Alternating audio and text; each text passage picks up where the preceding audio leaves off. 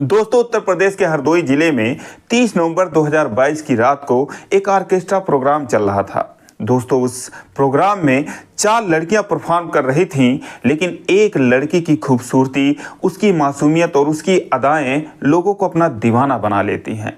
दोस्तों, वो हर एक गाने पर, चाहे भोजपुरी हो, चाहे हिंदी हो, हरियाणवी हो, पंजाबी हो, हर गाने पर जोरदार डांस कर रही थी और लोग बस उसी की डिमांड कर रहे थे। दोस्तों, इन चारों में सिर्फ उसी का ही डांस लोग देखना पसंद करते हैं और जैसे वो स्टेज से रेस्ट करने के लिए थोड़ा नीचे जाती है, भीड़ वहां पर बौखला जाती है। दोस्तों, वो नाचते नाचते थक जाती है, बेहोशी की हालत में पहुंच जाती है, लेकिन देखने वालों का जो दिल था वो भरता ही नहीं है। उस दबंग लोगों के गांव में उसके दुख दर्द से किसी को कोई मतलब नहीं होता है। तो अपने मजबूरी और लाचारी पर वो रोने लगती है, उससे जबरदस्ती मार पीट कर डांस करवाया जाता है। दोस्तों, बहुत ही भावुक कर देने वाली कहानी है, बहुत ही इमोशनल स्टोरी है। आइए जानते हैं पूरी कहानी इस वीडियो में। लेकिन वीडियो में आगे बढ़ने से पहले बस वही रिक्वेस्ट कि आप वीडियो को लाइक कर दीजिए, चैनल को भी सब्सक्राइब कर लीजिए ताकि मेरा हौसला बढ़ता रहे। दोस्तों, उस ऑर्केस्ट्रा कंपनी में कुल 8 लोग होते हैं, 4 लड़कियां और 4 जेंट्स होते हैं। हरदोई जिले में 30 नवंबर 2022 की वो रात थी जब उनका प्रोग्राम होता है। दोस्तों, एक लड़की की शादी में उनके प्रोग्राम को कराया जाता है। 10 बजे रात तक तो सब कुछ सामान्य रूप से चल रहा था। उनमें जो 4 लड़कियां थीं, 3 लोग अपने अपने परफॉर्म कर रही थीं, कोई परेशानी वाली बात नहीं थी। लेकिन 10 बजे के बाद जैसे एक लड़की स्टेज पर आती है, दोस्तों उसका नाम चांदनी होता है। दोस्तों, चांदनी एक बदला हुआ नाम है। तो दोस्तों, जैसे ही चांदनी स्टेज पर आती है तो जैसे मानो आग लग जाती है। दोस्तों, वैसे तो बहुत ही खूबसूरत थी, लेकिन हाई मैक्स रोशनी में उसकी खूबसूरती में और 4 चांद लग रहे थे। उसको जानबूझकर स्टेज पर बाद में इसलिए उतारा जाता है कि सारे बाराती खा पीकर जब निश्चिंत हो जाएंगे और वो प्रोग्राम देखने के लिए इकट्ठा होंगे, तब इसके आते ही लोग नोटों की बरसात कर देंगे। दोस्तों, जब ऑर्केस्ट्रा होता है तो कुछ लोग तो पहले ही स्टेज से अपनी कुर्सियां सटाकर बैठ जाते हैं और बाकी सैकड़ों की जो भीड़ होती है वो उनके पीछे रहती है और कुछ लोग उसमें पैसे भी लुटाते हैं। तो उन्हीं भीड़ में दूर में बैठा हुआ एक आदमी 50 रुपए का नोट दिखाता है और चांदनी को अपने तरफ आने का इशारा करता है। अब दोस्तों, जो ऑर्केस्ट्रा का मालिक था वो चांदनी को पैसे लेने के लिए भेजता है। चांदनी उसके पास जाती है, बड़े प्यार से उसके हाथ से 50 रुपए लेती है और मुस्कुरा कर उसको थैंक यू बोलती है। अब जब उसकी अदा सारे लोग देखते हैं तो हर किसी के जेब में पैसे होते हैं। अचानक से ही 10-5 लोग और पैसे निकाल लेते हैं। इतने लोगों के हाथ में पैसे देखकर ऑर्केस्ट्रा का मालिक खुद जाता है उनके पास पैसे लेने के लिए, लेकिन वो मना कर देते हैं। वो कहते हैं कि जिसको हमने पैसा देना है वो आएगी तो वही ले जाएगी, उसके अलावा हम किसी को नहीं देंगे। अब एक बार फिर चांदनी को स्टेज से उतरकर उन लोगों के बीच में आना पड़ता है।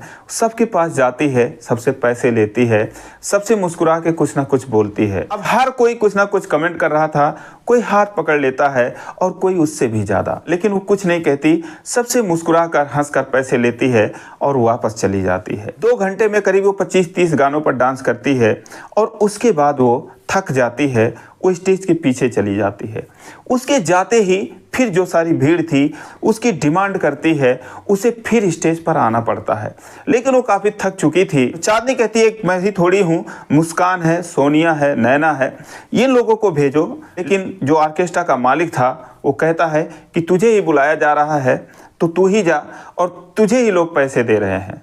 अब दोस्तों, मजबूरी में फिर से वो स्टेज पर आती है, फिर से लोग पैसे दिखाते हैं और फिर से उसे लोगों के बीच में जाना पड़ता है। अधिकतर लोग नशा किए हुए बैठे हुए थे तो उसके साथ कुछ शर्मनाक हरकतें भी कर देते हैं, लेकिन वो फिर से कुछ किसी को कह नहीं सकती थी क्योंकि उसका काम ही यही था, लोगों को डांस दिखाना, लोगों का दिल बहलाना और लोगों से पैसे निकलवाना। लेकिन अब और डांस करना और परफॉर्म करना चांदनी के बस की बाहर की बात हो चुकी थी और जो और लड़कियां थी उनका डांस तो कोई देखना ही नहीं चाह रहा था। दोस्तों, तभी वो चकरा के गिर जाती है, लेकिन किसी तरीके से उठती है और स्टेज के पीछे चली जाती है। वैसे तो इन सब चीज़ों को कंट्रोल किया जाता है, लेकिन दबंग लोगों का गाँव था। ऑर्केस्ट्रा का जो मालिक था वो भी कुछ नहीं कर पा रहा था। वो बस माइक से यही कहता कि भाई साहब, शालीनता से आप लोग देखिए तो आपको देखने में भी मज़ा आएगा और हमको अपना प्रोग्राम करने में भी अच्छा लगेगा। लेकिन कोई मानने को तैयार नहीं था। कोई पैसे लेकर स्टेज पर ही चढ़ जाता, कोई इधर से चढ़ जाता, कोई उधर से चढ़ जाता। दोस्तों, जिनके घर में शादी थी उनके लिए भी वो प्रोग्राम परेशानियों का सबब बन जाता है। पछता रहे थे, लेकिन करते तो क्या करते। स्टेज से कुछ दूरी पर उनके लड़की की शादी हो रही थी, तो अपने कामों में व्यस्त थे। अब दोस्तों चांदनी जो है वो स्टेज के पीछे चली जाती है आराम करने के लिए, क्योंकि अब नाचना उसके बस की बात नहीं थी। लेकिन इधर जो भीड़ में कुछ लोग थे दर्शकों में, वो कुर्सियां तोड़ने लगते हैं, हंगामा करते हैं। ऑर्केस्ट्रा का जो मालिक था उसको पकड़ लेते हैं और बोलते हैं तूने 10-15 हज़ार रुपये लोग तुझ पर लुटा दिए, तो क्यों नहीं उस लड़की को बुलवा रहा है, तुझे बुलाना पड़ेगा। अब दोस्तों वो जाता है चांदनी के पास और उसको ज़बरदस्ती कहता है कि नहीं तुम्हें जाना पड़ेगा, लेकिन उसकी हिम्मत हो नहीं रही थी। दोस्तों अपने मजबूरी और लाचारी पर रोने लगती है और दोस्तों वो अपने हालातों के बारे में सोचने लगती है। दोस्तों चांदनी जो है वो बिजनौर जिले की रहने वाली होती है। उसके परिवार में कुल 6 लोग होते हैं, 4 बहन, एक छोटा भाई और एक उसकी माँ। कोरोना के दौरान उसके पिताजी की मौत हो जाती है और पहले से वो गरीब थे और उनकी मौत के बाद ये लोग दाने दाने को मोहताज हो जाते हैं। घर में बेइंतहा गरीबी आ जाती है। अब दोस्तों चांदनी के माँ के समझ में कुछ नहीं आता, करे तो क्या करें।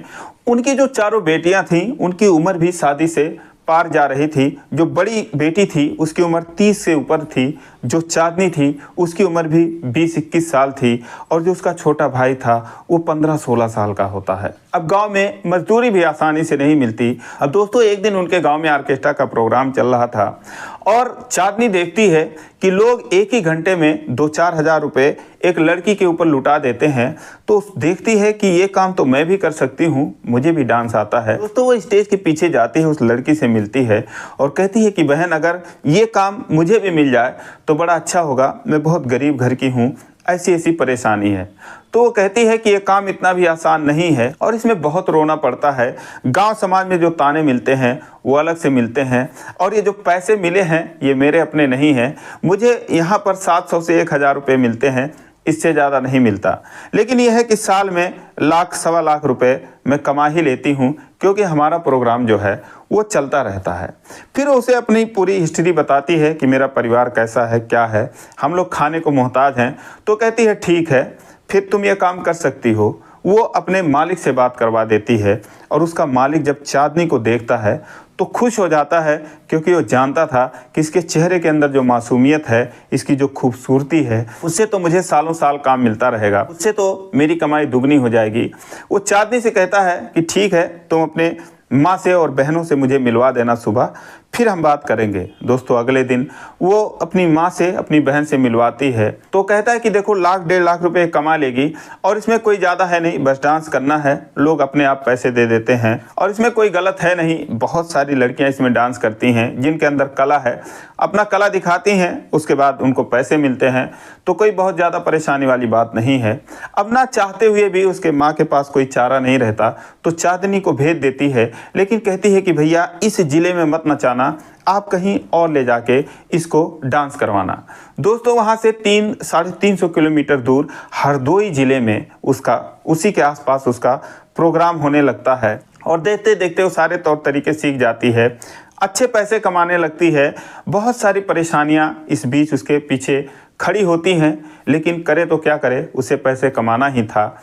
इधर गांव वाले कुछ लोगों को पता चल जाता है, क्योंकि उसके कुछ वीडियो क्लिप इधर उधर से वायरल हो जाते हैं, तो सब कहते हैं कि वो तो डांस करने गई है, ऑर्केस्ट्रा की डांसर है। लेकिन भाई जिसके घर में खाने को कुछ नहीं था उसके लिए बड़ी बात नहीं थी। उसका तो एक ही माइंडसेट था कि मैं पैसे कमाऊंगी, अपने परिवार का पेट पालूंगी, अपने बहनों की अपनी खुद की शादी करूंगी, अपने भाई को पढ़ाऊंगी।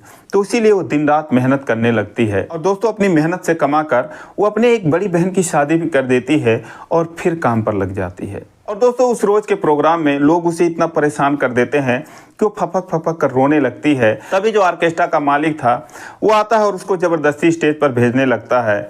दोस्तों वो चुपके से बाथरूम के बहाने जाती है और 100 नंबर पर फ़ोन कर देती है और उसके बाद स्टेज पर आ जाती है। दोस्तों 1-2 गाने पर डांस करी ही थी, तभी वहाँ पर पुलिस आ जाती है 15-20 मिनट में और पुलिस आने के बाद तुरंत ऑर्केस्ट्रा को बंद करवाती है। घर के मालिक को बुलाती है, ऑर्केस्ट्रा के मालिक को बुलाती है, उन लोगों को कड़ी फटकार लगाती है कि जब 2 बजे तक अलाउ है तो तुम ये 4 बज गए, 4:30 बज गए, अभी तक प्रोग्राम क्यों करा रहे हो। उसके बाद वो उन लड़कियों से मिलती है, चारों लड़कियों से ये जानने का प्रयास करती है कि आखिर फ़ोन किसने किया था, लेकिन डर के मारे चांदनी ये नहीं बताती कि मैंने ही किया था। लेकिन इसी बीच में एक कांस्टेबल जो कि 4-5 सालों से पुलिस लाइन में था, उसका नाम दिनकर यादव होता है, वो जाता है और उससे चांदनी के पास, चांदनी को देखता है तो देखते ही रह जाता है, उसके पास जाता है और कहता है कि ज़रूर तुमने फ़ोन किया होगा।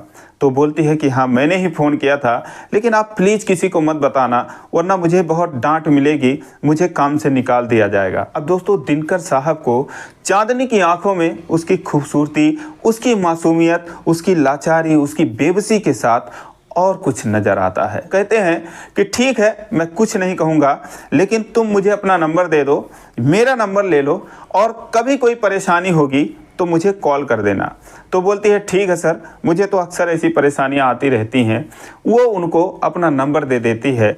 उसके बाद भीड़ वहाँ से चली जाती है, ऑर्केस्ट्रा प्रोग्राम समाप्त होता है और पुलिस अपना काम करके चली जाती है। अब दोस्तों अगले दिन जो दिनकर साहब थे चांदनी को फ़ोन करके जानने की कोशिश करते हैं कि असल में क्या हुआ, कौन हो तुम, कब से काम करती हो और ये काम क्यों कर रही हो। दोस्तों चांदनी जो है वो दिनकर यादव को अपनी पूरी समस्या बताती है कि मैं ऐसे ऐसे हूँ, इसीलिए मुझे ये काम करना पड़ता है और 2-4 साल काम करूँगी, उसके बाद मैं छोड़ दूँगी। लेकिन उसके बाद दिनकर और चांदनी के बातों का सिलसिला जो शुरू होता है वो 2-4 महीने तक चलता है।